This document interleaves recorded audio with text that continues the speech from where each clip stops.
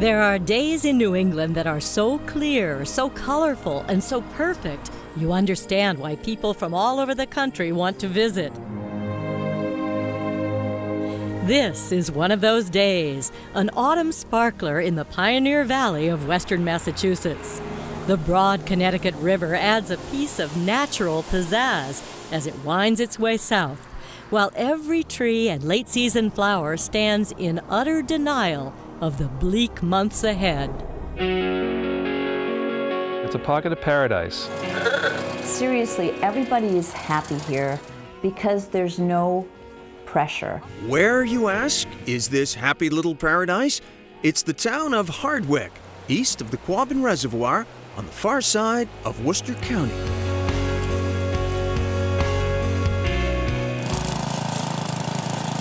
Cranberries grow wild up and down this river valley. They've been here forever. You could say the same about Steve Prouty's family, owners of Clover Hill Farm. We're the only commercial cranberry bog in Worcester County. Our family bought the farm in 1888, my great-grandfather. We're now 5 generations strong here. Today, he and son Dana are hauling in a bumper cranberry crop, but you won't see bobbing islands of brilliant crimson in this bog. These cranberries are dry harvested. I couldn't tell you what the percentage of it is of dry picked versus wet picked. I mean, it's under 10%. Dry berries on the wholesale market do get a premium price. Prouty tells us that dry berries have a longer shelf life than wet, and for the initiated, Go ahead. you know, they taste pretty good right off the vine. Don't give me that face.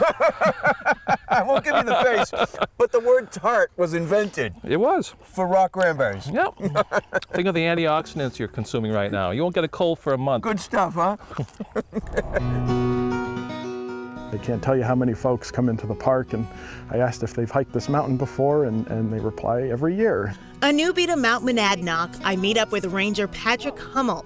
Together, we hike the White Dot Trail, the most direct route up to the summit and the most climbed of 40 miles of trails on the mountain. It usually takes about 2 hours to get to the summit and about the same amount down. Mount Monadnock in Native American means a mountain that stands alone. It sees about 100,000 hikers a year. A lot of people perceive this to be the most climbed, or second most climbed behind Mount Fuji in Japan. But it just recently came to light that neither may be the most climbed, and it actually may now be Mount Tai in China. The views are like no other. On a clear day, hikers can see all 6 New England states. Wow. This is absolutely fantastic. Winter can be fickle even in the mountainous terrain of the Berkshires. On this visit, we're greeted by a potpourri of precipitation, a dusting of snow, misty mornings, and drenching rain, all in the course of a few days. Rain doesn't bother Lila Burley's sheep. 34 lambs were born on this day in Great Barrington. That's a record. Every year we always have a few days in the upper 20s.